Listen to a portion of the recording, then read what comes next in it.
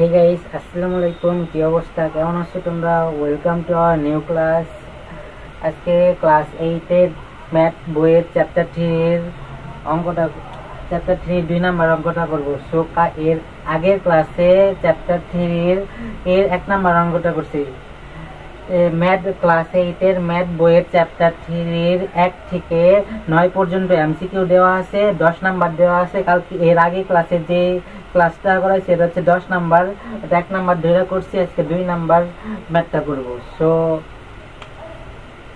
So এর আগে ক্লাসে বলছিলাম যে তোমরা যে ম্যাথই করো না কেন, ম্যাথে কি কি দেওয়া আছে এবং কি করতে কি বের করতে হবে এটাকে ভালোভাবে বুঝে নিবা, তারপরে ম্যাথ স্টার্ট করবা করা। সো দেখো এখানে দেওয়া আছে হচ্ছে আয়তাকার একটি ক্ষেত্রের ক্ষেত্রফল 10 একক এবং এর দৈর্ঘ্য প্রস্থের 4 গুণ। ক্ষেত্রটির দৈর্ঘ্য কত মিটার দেওয়া আছে। এখানে দেওয়া আছে হচ্ছে একটি আয়তাকার ক্ষেত্রের ক্ষেত্রফল 10 একক। আমরা আমরা একটা জানি হচ্ছে একটি আয়তাকার ক্ষেত্রের 1 একক ইকুয়াল 4046.86 বর্গ মিটার। এটা হচ্ছে 1 একক ইকুয়াল, এটা হচ্ছে কনস্ট্যান্ট মান, এটা হচ্ছে মুখস্থ রাখতে হবে তোমাদের সবার, বুঝছো? এটা হচ্ছে তোমরা সবাই মুখস্থ রাখবা যে 1 একক ইকুয়াল কত বর্গ মিটার। 1 একক ইকুয়াল 4046.86 মিটার। আর এখন চাইছে 10 একক কত মিটার। 1 একক 4046.86 বর্গ মিটার। 10 একক ইকুয়াল 4046.86 সাথে তোমার 10 গুণ করতে হবে। 10 গুণ করলে আমরা 40,046.8 বর্গ মিটার পাইতেছি। এটা হচ্ছে 10 এককের কত বর্গ মিটার সেটা আগে বাই করলাম। এখানে কইছে কি আয়তাকার একটি ক্ষেত্রের ক্ষেত্রফল 10 একক। সো আমরা আয়তাকার ক্ষেত্রের ক্ষেত্রফল বাই করে নিছি হচ্ছে 40,046.8 বর্গ মিটার। এটা আগে বাই করে নিলাম আমরা। সো তারপরে বলছে হচ্ছে দৈর্ঘ্য প্রস্থের 4 গুণ। দৈর্ঘ্য প্রস্থের 4 গুণ বা দৈর্ঘ্য প্রস্থের 3 গুণ, 2 গুণ, 5 গুণ বা দৈর্ঘ্য প্রস্থের 1/3, 1/4 এইগুলা যদি বলে কোনো ম্যাথে, সো ওই ম্যাথগুলা তোমরা ধইরা কাজ করবা।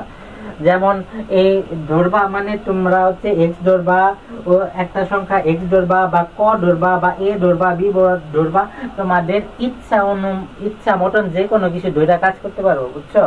তো আমি এখানে x ধরছি যে এনে দেওয়া আছে দৈর্ঘ্য প্রস্থের 4 গুণ, তার মানে দৈর্ঘ্য প্রস্থের 4 গুণ। সো প্রস্থ আমরা এখানে মনে করি ক্ষেত্রটি প্রস্থ হচ্ছে 4 গুণ, ক্ষেত্রটি প্রস্থ হচ্ছে x মিটার। x মিটার এখানে ধরে নিছি। তোমরা এখানে x এর জায়গায় ক ধরতে পারো, a b c d যে কোনো অ্যালফাবেট বা যে কোনো অক্ষর ধরতে পারো, কোনো সমস্যা নাই তোমাদের মন মতো। সো এখানে আমি x মিটার ধরে নিছি। সো ক্ষেত্রটি প্রস্থ x মিটার ধরে নিছি, দৈর্ঘ্য প্রস্থের 4 গুণ দেওয়া আছে। সো প্রস্থ হচ্ছে x মিটার। সো দৈর্ঘ্য হচ্ছে 4 গুণ, তার মানে 4 গুণন x ইকুয়াল 4x মিটার, বুঝছো? এটা হচ্ছে তাহলে এটা হচ্ছে প্রস্থ পাইলাম, ক্ষেত্রটি প্রস্থ পাইলাম x মিটার, ক্ষেত্রটির দৈর্ঘ্য পাইলাম হচ্ছে 4 মিটার। এখন ক্ষেত্রটি ক্ষেত্রফল এর আগে ক্লাসে পড়াইছিলাম যে পরিমাপ রিলেটিভ যে ম্যাথগুলো আছে তাদের ক্ষেত্রফল নির্ণয় করতে গেলে দৈর্ঘ্য গুণন প্রস্থ। সো এখানে প্রস্থ আছে হচ্ছে x মিটার, দৈর্ঘ্য আছে হচ্ছে 4x metre. So x metre গুণন প্রস্থ গুণন দৈর্ঘ্য বা দৈর্ঘ্য গুণন প্রস্থ হচ্ছে এই দুইটা x গুণন 4x, এই দুইটা গুণ করলে 4x স্কয়ার হয়। x গুণন x করলে x স্কয়ার হয়, বুঝছো? সো এখানে 4x স্কয়ার বর্গ মিটার। এর আগে ক্লাসে বলছিলাম হচ্ছে তোমার ক্ষেত্রফলকে সবসময় বর্গ মিটার দ্বারা প্রকাশ করা হয়। সো 4x, এখানে 4x বর্গ মিটার। সো এখানে যেহেতু আমরা বাই করছি ক্ষেত্রফল, এখানেও বের করছিলাম হচ্ছে আয়তাকার ক্ষেত্রের ক্ষেত্রফল হচ্ছে 40,046.8 বর্গ মিটার। এটা ক্ষেত্রফল বাই করছি, এনাও একটা ক্ষেত্রফল বাই করছি। আমাদের চাইছে হচ্ছে ক্ষেত্রটির দৈর্ঘ্য নির্ণয় করো। সো আমার যদি দৈর্ঘ্য নির্ণয় করতে হয়, আমার দৈর্ঘ্য বাই করছে হচ্ছে 4x metre, 4x metre. So আমি যদি এক্স এর মানটা বের করতে পারি তাহলেই তো আমার দৈর্ঘ্যটা বের হয়ে যাইতেছে। এক্স এর মানের সাথে 4 গুণ করে দিলে তো আমার দৈর্ঘ্য বের হইতাছে, তাই না? সো আমার আগে এক্স এর মানটা বের করতে হবে। সো এক্স এর মান বের করার জন্য এখানে ক্ষেত্রফল আছে, এখানে ক্ষেত্রফল বাই করছি, এখানে ক্ষেত্রফল বাই করছি। যেহেতু দুইটা ক্ষেত্রফল বাই করছি, সো আমরা ম্যাথের সূত্র অনুসারে তোমার দুইটা ক্ষেত্রফলই সমান সমান দিয়ে লিখতে পারি। এই পাশে একটা ক্ষেত্রফল লিখতে পারি সমান সমান, এই পাশে একটা ক্ষেত্রফল লিখতে পারি। দুইটা ক্ষেত্রফল ক্যালকুলেশন করে আমরা এক্স এর মান বাই করতে পারি। সো এখানে ক্ষেত্রফল পাইছে হচ্ছে 40,046 8.6 বর্গ মিটার, আর এখানে ক্ষেত্রফল পাইছে 4x বর্গ মিটার। সো প্রশ্ন মতে হচ্ছে 4x স্কয়ার আর ইকুয়াল 40,046 8.6। এটা হচ্ছে এই পাশে হচ্ছে 4 হচ্ছে গুণ আকারে আছে, গুণ সমানে ওই পাশে গেলে ভাগ হয়ে যায়। সো x স্কয়ার ইকুয়াল 40,046 8.6 ভাগ 4।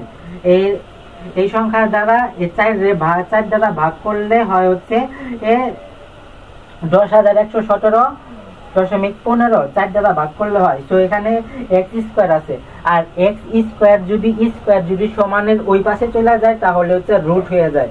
যেমন x স্কয়ার এই পাশে চলে গেলে এটা হচ্ছে রুট হয়ে যাব, পরে স্কয়ার এখানে উঠে যাবো গা। বা x কিউব যদি থাকে, x কিউব এখানে x কিউবটা ওই পাশে চলে গেলে রুট হোল কিউব হয়ে যায়, বুঝছো? যেমন এই রুট হোল কিউব মানে রুটের উপর ঠিক হয়ে যায়। বা তুমি যেটাই করো না কেন x⁴ যদি দাও, এই পাশে এই রুটের উপর 4 চলে আসবো। এটা হচ্ছে বীজগণিতিক নিয়ম একটা।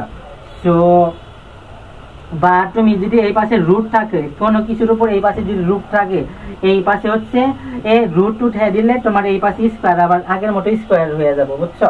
এই পাশে রুট থাকলে এই পাশে তোমার রুট উঠে দিলে এই পাশে আবার স্কয়ার হবে, বুঝছো? সো ওইভাবে এখানে যেহেতু স্কয়ার আছিল, x স্কয়ার ইকুয়াল 10,117.15 ছিল। সো স্কয়ার এই পাশে উঠে দিছে, এই পাশে হচ্ছে এই যে রুট হয়ে গেছে, বুঝছো? So x equal 10,000 root over 10,117.15। So এইগুলা তোমরা ক্যালকুলেটর দিয়ে করবা। সো এই রুটের ম্যাথ গুলা বা বড় বড় অঙ্কগুলা তোমরা সবগুলা ক্যালকুলেটর দিয়ে করবা। আর 10,117.15 যদি রুট করি তাহলে হয় 100.5840। এটা হচ্ছে রুট করলে হয়, এটা তোমরা ক্যালকুলেটর দিয়ে করবা। So x equal 100.5840। এটা আমরা x এর মান বাই করছি। এই দুইটা ক্ষেত্রফল থেকে ক্ষেত্রফল ক্যালকুলেশন কইরা আমরা এখানে x এর মান বাই করছি, বুঝছো? সো এখানে আমরা বাই করছিলাম কি, এখানে বাই করছিলাম হচ্ছে x, এখানে বাই করছিলাম হচ্ছে x।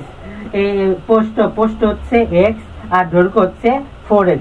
পোস্ট হচ্ছে x, দৈর্ঘ্য হচ্ছে 4x। পোস্ট হচ্ছে x, দৈর্ঘ্য 4x। সো x এর মান বাই করছি। সো x যদি আমরা 4 এর সাথে যদি x এর মানটা গুণ করি তাহলে তো আমরা এখানে দৈর্ঘ্য বাই করতে কইছে, দৈর্ঘ্যটা বাই করতে পারবো, তাই না?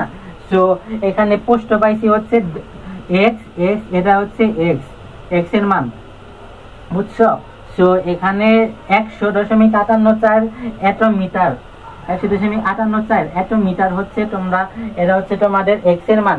সো ক্ষেত্রটির দৈর্ঘ্য হচ্ছে 4x 4x মিটার। সো 4 এর সাথে আমি এটা হচ্ছে x এর মান, আর x এর মানটা গুণ করছি। x এর মানটা গুণ করলে তোমার হচ্ছে 402.3361 মিটার হয়। এটা তোমরা ক্যালকুলেটর দিয়ে করবা, বুঝছো? সো দৈর্ঘ্য আয়তকার ক্ষেত্রের দৈর্ঘ্য হচ্ছে 402, আয়তকার ক্ষেত্রের দৈর্ঘ্য হচ্ছে 402.3361। আর তোমরা পরিমাপের ক্ষেত্রে যে কয়টা অঙ্ক করো না কেন, যদি ওই ম্যাথে যদি ওই অঙ্কের অ্যান্সারে যদি দশমিক সংখ্যা থাকে তাহলে তোমরা ওই অ্যান্সারের লাস্টে তোমরা প্রায় লেখা দিবা, বুঝছো?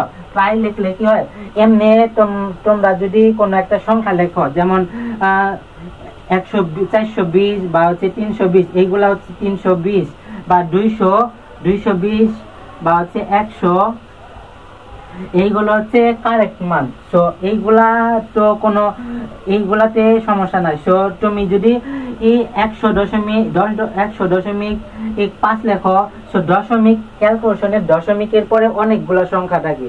সো তার জন্য তোমরা বুঝার জন্য ম্যাথের পরে এখানে প্রায় লেখা দিবা, বুঝছো? সবগুলা দশমিকের অঙ্কগুলা যদি করো, পরিমাপে করতে হইলে দশমিকের ম্যাথের অ্যান্সারের পরে ছোট্ট করে একটু প্রায় লেখা দিবা, বুঝছো?